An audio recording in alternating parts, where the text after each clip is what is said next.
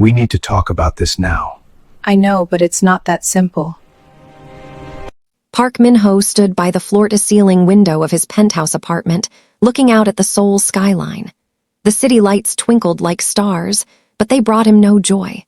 At 59 years old, he had everything money could buy. 3 luxury cars sat in his private garage. His company employed over 2,000 people. His bank accounts held more money than he could spend in 3 lifetimes. But his home was silent. Min-ho walked through the large rooms every evening, his footsteps echoing on the marble floors. The kitchen was spotless because he rarely cooked. The dining table sat empty because he ate alone. The guest bedrooms had never been used.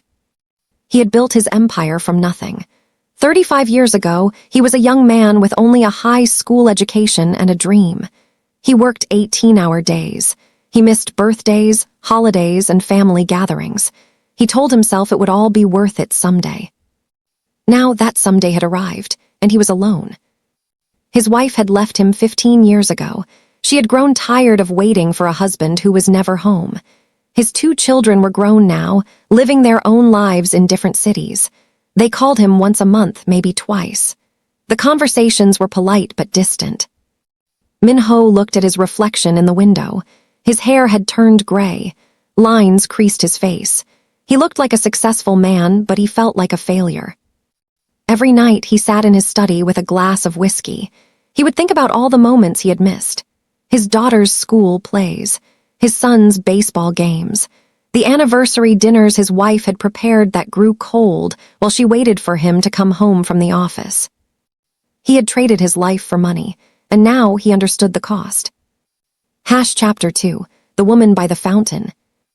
On a Wednesday morning in late spring, Min-ho decided to walk through the park near his office. His doctor had told him he needed more exercise and fresh air. Min-ho had laughed at the time. He had no time for walks in the park. But something made him go that morning. The park was beautiful. Cherry blossom petals drifted through the air like snow. Elderly people practiced Tai-Chi on the grass. Young mothers pushed strollers along the paths. The world seemed peaceful here, so different from the stress of his boardroom. Near the central fountain, Min-ho noticed a woman sitting on a bench. She was African, with dark skin that glowed in the morning sunlight. She wore a simple blue dress and held a small book in her hands. Her face was calm as she read, occasionally glancing up to watch the fountain's water dance in the breeze. Min-ho found himself walking slower as he passed her bench. There was something about her presence that felt gentle. She seemed content, sitting there with her book, asking nothing from the world around her. He continued his walk, but his mind kept returning to the woman by the fountain. The next morning, he returned to the park. He told himself it was for the exercise, but deep down, he knew the truth. He wanted to see if she would be there again. She was. This time, she sat in the same spot, but instead of reading, she was feeding the pigeons. She scattered breadcrumbs carefully, making sure even the smallest birds got their share. She smiled as they gathered around her feet, completely unafraid. Min-ho sat on a bench across from her, pretending to check his phone. But he was watching her. There was kindness in every gesture she made. When a small child ran too close and scared the birds away, she didn't look annoyed. She simply smiled and waved at the child. On the 3rd morning, Min-ho worked up the courage to speak to her. "Excuse me," he said in English, walking toward her bench. "May I sit here?" She looked up at him with warm brown eyes and nodded. "Of course." Her voice was soft, with an accent he couldn't quite place. Min-ho sat down, leaving a respectful distance between them. "You come here often," he said. It wasn't really a question. "Yes," she replied. "Every morning before work, this place gives me peace." "Where do you work?" Min-ho asked. "I clean offices downtown," she said simply, without shame or pride. Just a fact. "The early shift starts at 9, so I come here first." Min-ho nodded.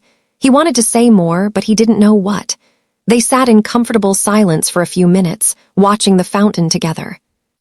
"I'm Min-ho," he finally said. "I'm Grace," she replied, offering him a gentle smile.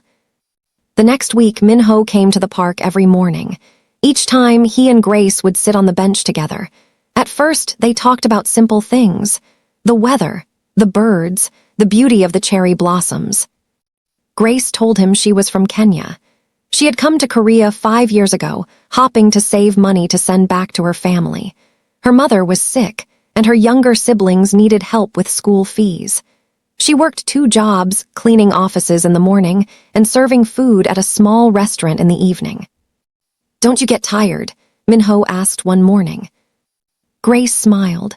"Of course, but tired is better than helpless. My family needs me, so I work." Minho was struck by her words.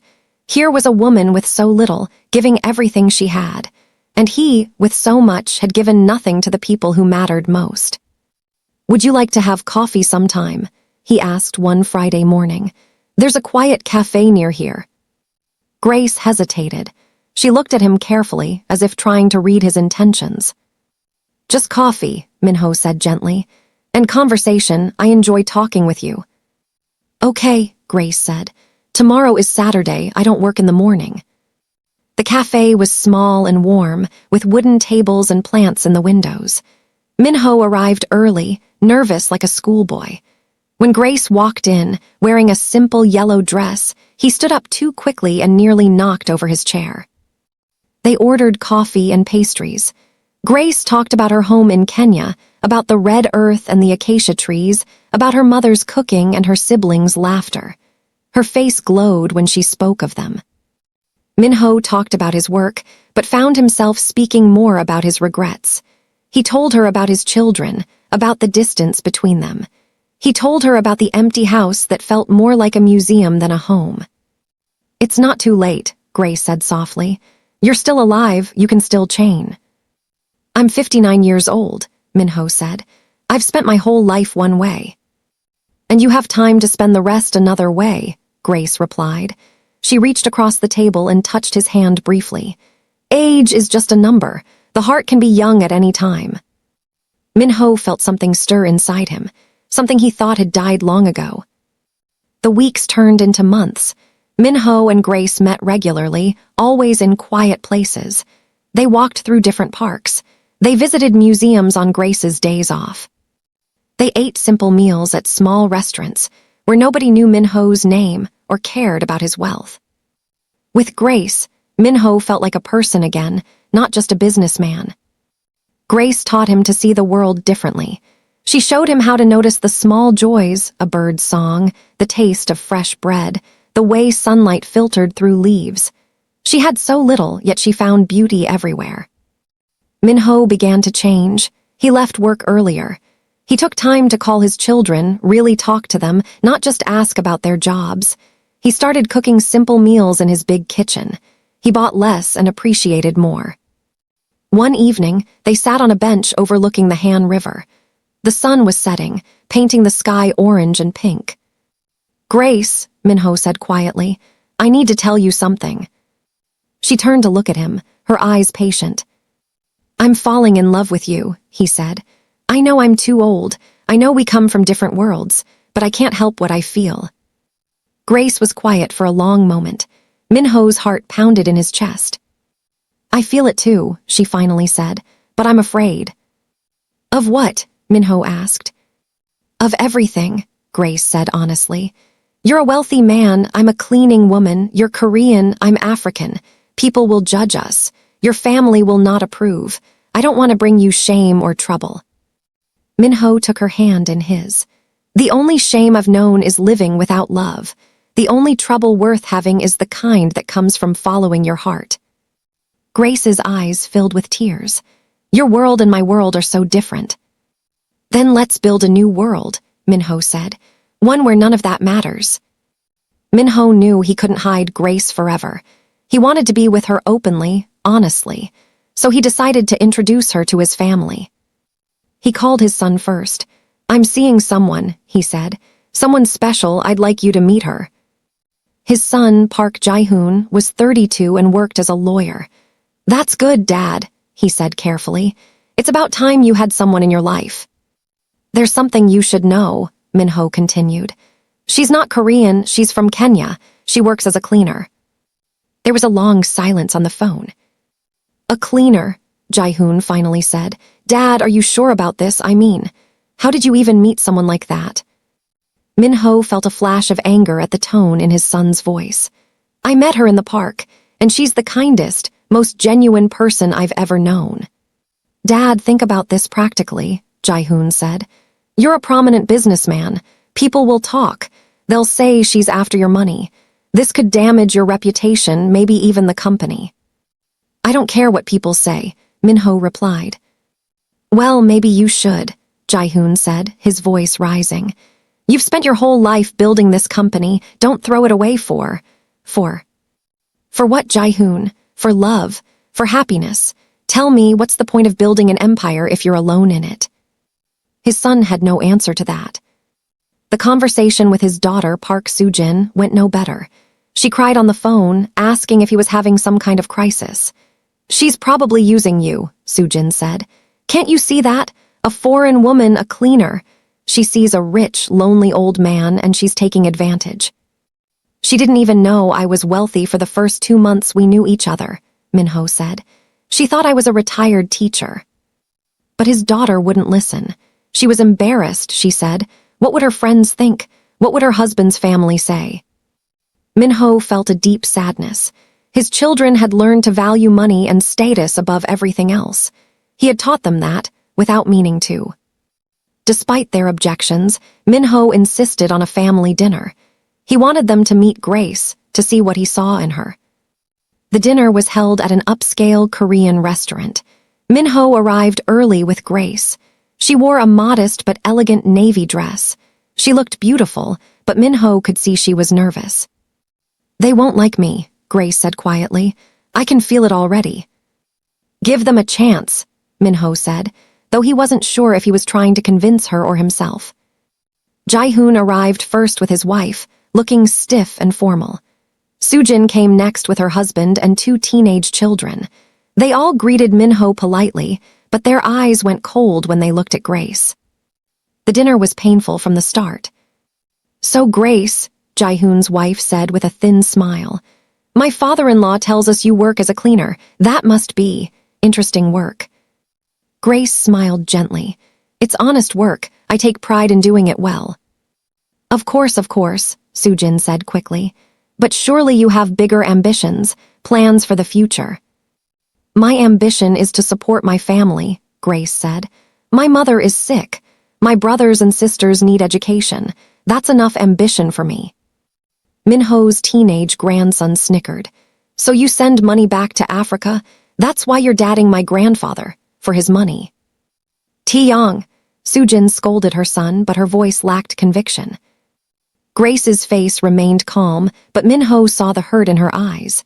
He stood up abruptly. That's enough, he said, his voice sharp. Grace is my guest, and you will treat her with respect. Dad, sit down, Jae-hoon said. You're making a scene. A scene, Min-ho said. You invite someone to dinner and insult them, and I'm making a scene. We're just being realistic, Soo-jin said. Dad, you're a wealthy man, you're vulnerable, we're trying to protect you. From what? Min-ho demanded.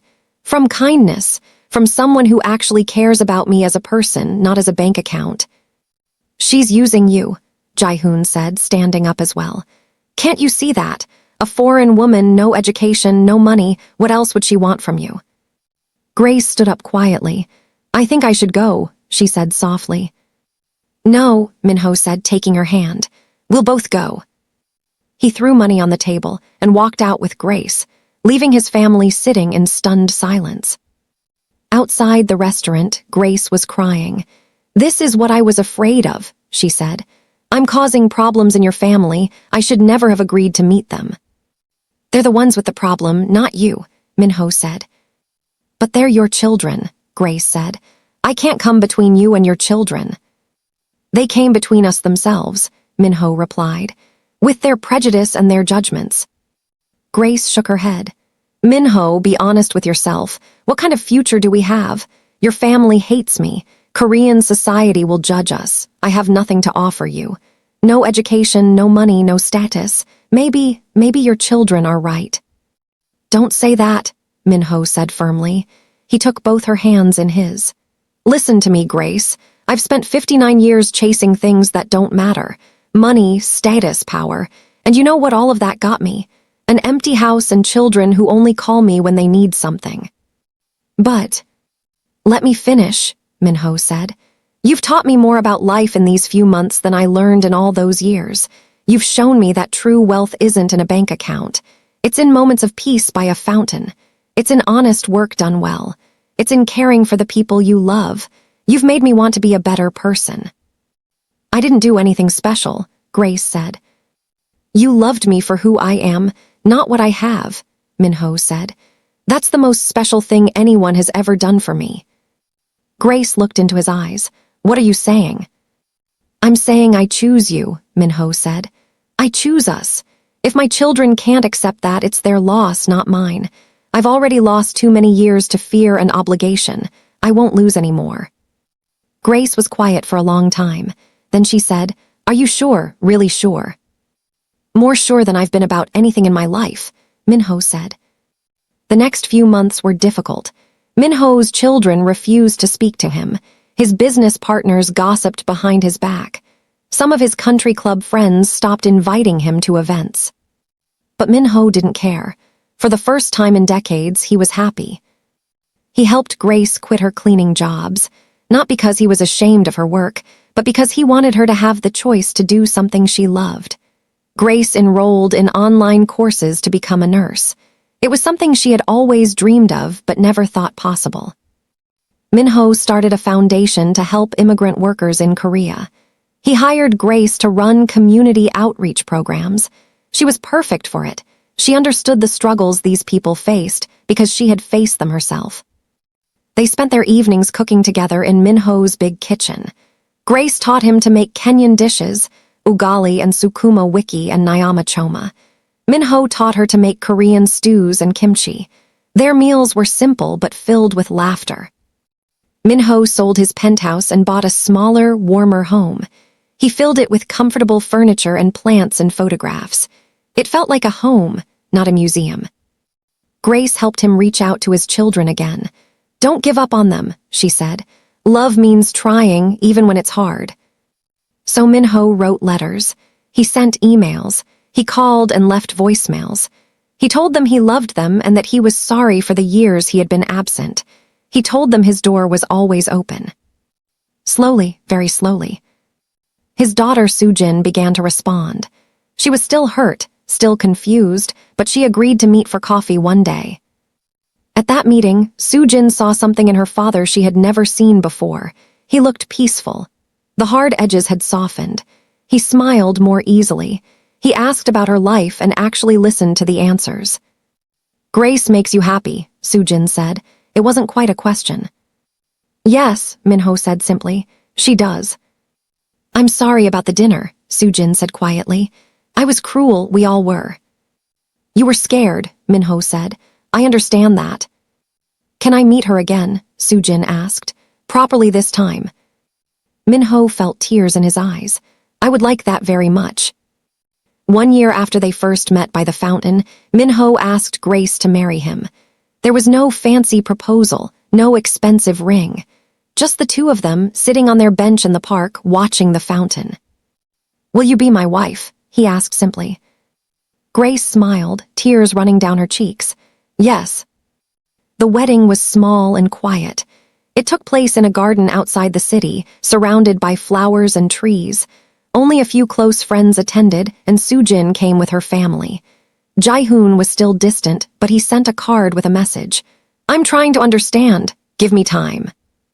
Grace wore a simple white dress. Minho wore a dark suit. They exchanged vows they had written themselves, speaking in both Korean and English. I promise to see you as you are, not as the world sees you, Minho said. I promise to choose love over fear every single day. I promise to walk beside you, not behind you or ahead of you, Grace said. I promise to remind you of the beauty in simple things. When they kissed, the small group of guests applauded. Sujin was crying, but this time they were tears of joy. After the ceremony, Grace's mother joined them via video call from Kenya. She couldn't travel, but she wanted to see her daughter's happiness. When she appeared on the screen, she was crying too. "Take care of my girl," she said to Minho in broken English.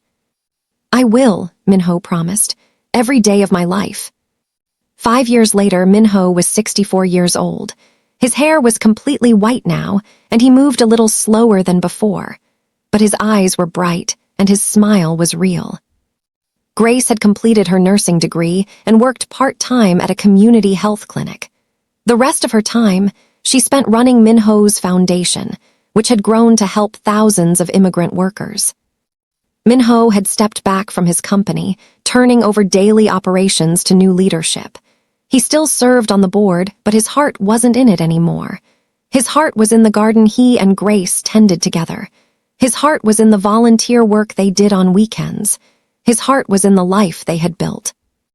Jae-hoon eventually came around.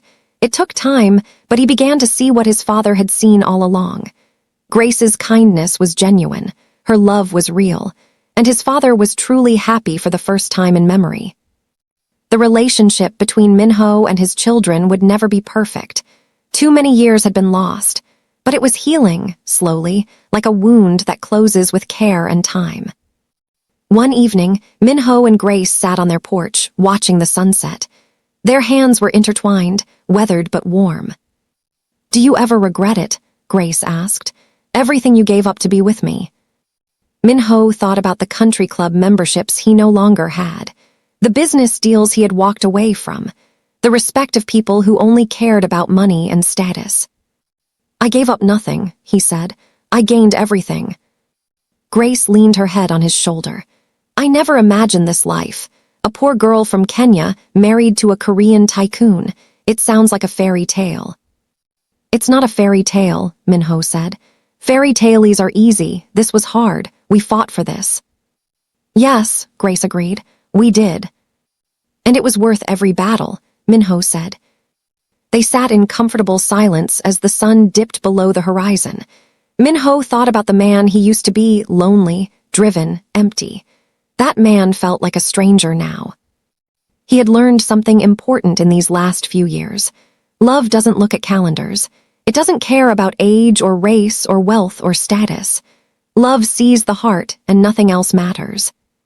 At 59 years old, Minho had thought his life was ending, but it turned out it was just beginning. "What are you thinking about?" Grace asked. "I'm thinking," Minho said, "that I'm the luckiest man in the world." Grace squeezed his hand. "We're both lucky." "Yes," Minho agreed, "we are." As darkness fell, they went inside their small, warm home. The lights glowed in the windows. Music played softly. Somewhere in the kitchen, dinner was cooking. It wasn't a mansion. It wasn't a penthouse with a view of the city. But it was home, and that was enough. More than enough. It was everything. Love is not something that expires when we reach a certain age. The heart doesn't retire. It doesn't look at gray hair or wrinkles and decide it's too late. Some people find love when they're young. Some find it when they're old. Some find it in the most unexpected places with the most unexpected people. Minho found love at 59 when he had given up hope. Grace found love in a foreign country, far from home. Together, they found something real. The lesson isn't that love conquers all. The lesson is that love requires courage. It requires us to let go of what others think. It requires us to value the heart over everything else. Age is just a number. What matters is whether we're alive enough to feel, brave enough to try, and wise enough to choose love when it appears. Because in the end, when we look back on our lives, we won't remember the money we made or the status we achieved. We'll remember the moments we felt truly alive, the moments we loved and were loved in return. Those moments have no age limit. Those moments are timeless.